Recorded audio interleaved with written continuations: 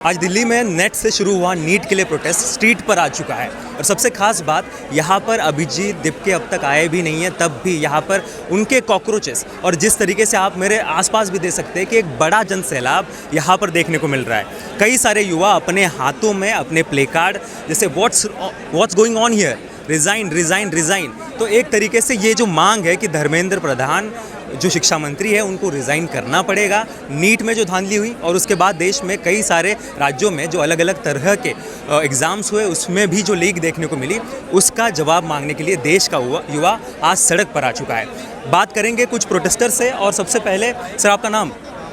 मैं नाम तो नहीं बताना चाहूँगा, मुझे कॉकरोच ही बोल दीजिए। ठीक है, तो एक तरीके से कॉकरोच जनता पार्टी के एक कॉकरोच हमारे साथ है। आप यहाँ पर क्यों आए हैं? मैं इसलिए आया हूँ कि पहले तो कई सालों पहले तक तो देश के युवा का मखौल जो है वो प्राइवेट में उड़ाया जाता था, बंद कमरों में वो उड़ाया जाता था।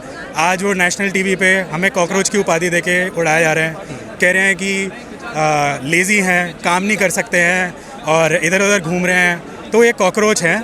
कॉकरोच का कहने का मतलब क्या होता है? कॉकरोच का मतलब ये होता है कि जब भी कहीं जेनोसाइड की तैयारी हो रही होती है, वहाँ पे सबसे पहले उन लोगों की ह्यूमिलिएशन की जाती है जिन लोगों की कोई हैसियत है, जो अपना हक मांग रहे हैं। तो अब ये बात आ गई है कि विश्व पटल पे ऐसी वीडियो जो पूरी दुनिया में देखी जाती है, वहाँ पे हमें कॉकरोच बोला जाने लगा है। तो खुद का जो अपमान एक तरीके से हुआ है उसके लिए आप जवाब मांगने हैं। दूसरी जो नीट के लिए क्या मांगे आपकी, और शिक्षा मंत्री को क्यों टारगेट किया जाए? शिक्षा मंत्री जी एक पेपर ठीक तो करा नहीं सकते हैं।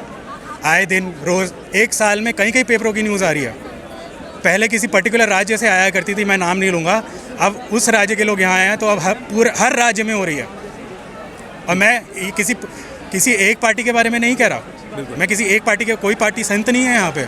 जिसको दिखेगा कि हाँ ये कॉकरोच जनता पार्टी आगे बढ़ रही है, वो उसके साथ आ जाएगा। और सबसे इम्पोर्टेंट बात, यहाँ पर कई लोग हमने अभी देखे कि विरोधी दल या फिर उनके स्टूडेंट विंग से यहाँ पर आए थे, वो डायरेक्टली बोल रहे हैं कि ये एंटी नेशनल है, ये भारत माता की जय नहीं बोलते। आपके तो हाथ में तिरंगा, क्या बोलना चाहेंगे आप?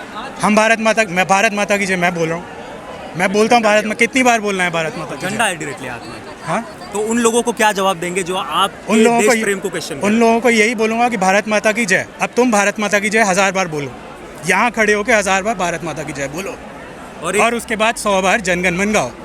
अच्छा, जनगण मन पूरा गाओ। सबसे इम्पोर्टेंट नहीं, 100 बार गाओ। अच्छा, क्या दिक्कत है जनगण मन 100 बार गाने में? देश का दुर्भाग्य ये है कि साबित करने के लिए कि हम देशभक्त हैं, हम दूसरों से बुलवाएंगे कि आप ये बोलो, आप ये बोलो, आप ये बोलो।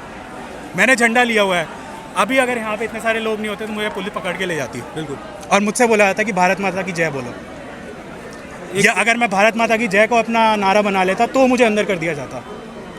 तो आप ये कह रहे हैं कि सिर्फ और सिर्फ प्रोटेस्ट को भटकाने के लिए वो यहाँ पर आए और ऐसे ब्लेम जो करने की वो कोशिश कर रहे हैं। दूसरे और सबसे इम्पोर्टेंट, मुझे नहीं जानता किसी ने क्या कहा है। बिल्कुल बिल्कुल। पर ये जो मूवमेंट है, ये इस देश की जेन ज़ी का मूवमेंट है, ये इस देश की यूथ का मूवमेंट है। सरकार डरे इस मूवमेंट से, सरकार एक्शन ले धर्मेंद्र प्रधान पे, वरना ये मूवमेंट बहुत बड़ी होने जा रही है, बहुत बड़ी होने जा रही है मूवमेंट। बिल्कुल, एक तरीके से इन्होंने ये इंडिकेशन दे दिया है। कुछ और युवा भी हमारे साथ हैं, उनसे बात करेंगे। आपका नाम? तुषार शर्मा। ठीक है तुषार जी, मुझे ये बताइए कि आप ये खुद प्ले कार्ड प्रिंट करा के यहाँ पर आए हो, क्या मकसद? ये खुद बनाया है।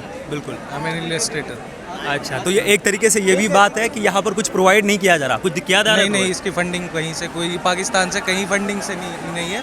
अगर पाकिस्तान से होती तो यहाँ पे एंट्री भी नहीं मिलती हमें। All right. और ये बताइए आप क्या करते हैं? स्टूडेंट हैं?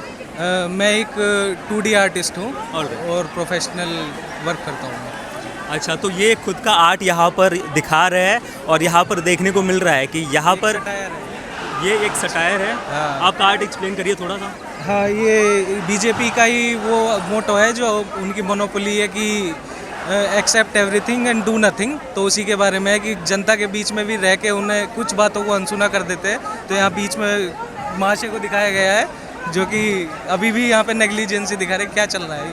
ठीक है, तो पीएम कहीं ना कहीं अकाउंटेबिलिटी नहीं ले रहे। सर, आपका नाम? सर, तो यहाँ पे आपको लाया गया है, क्या करने आए हैं, क्या डिमांड? हम तो खुद आए हैं। मैं दिल्ली यूनिवर्सिटी से पढ़ा हुआ हूँ, मैंने मास्टर्स इन सोशल वर्क किया है, MSW। तो ये हम किसी पार्टी को मैं सपोर्ट करने नहीं आया हूँ, लेकिन जो इस तरह के मुद्दे हैं, मैं उन चीज़ों को सपोर्ट करने और उस मुद्दे को कोई भी पार्टी सपोर्ट करेगी, चाहे नरेंद्र मोदी जी सपोर्ट करें, कोई भी, मैं आऊँगा। क्योंकि आप देखिए नीट के पेपर लीक हो रहे हैं, तमाम SSC GD के भर्तियाँ में दिक्कतें आ रही हैं, तो क्या हम युवा सिर्फ फॉर्म भरते रहें, पेपर देते रहें? क्या इस देश में किसी की अकाउंटेबिलिटी नहीं है? लोग कहते हैं राम राज्य, तो क्या आज जय श्री राम जी होते और उनके ज़माने में अगर पेपर लीक होता तो वो क्या इस तरीके से अकाउंटेबिलिटी नहीं लेते? बिल्कुल, एक तरीके से पीयूष जी भी वही बात कर रहे हैं कि राम के पीछे जैसे वानर सेना थी, यहाँ पर अभिजीत डिपके के साथ पूरे कॉकरोचेस है। और सबसे इम्पॉर्टेंट बात, यहाँ उनकी मांगे क्लियर है, यहाँ उनका मुद्दा क्लियर है और पीसफुल प्रोटेस्ट अभी भी चल रहा है। धीरे धीरे लोग आते जा रहे हैं, यहाँ पर जुड़ रहे हैं। मैं वन इंडिया के लिए अभय और कैमरा पर्सन पंकज मिश्रा के साथ जंतर मंतर से प्रोटेस्ट आपके लिए लाइव दिखाएं। Subscribe to One India and never miss an update. Download the One India app now.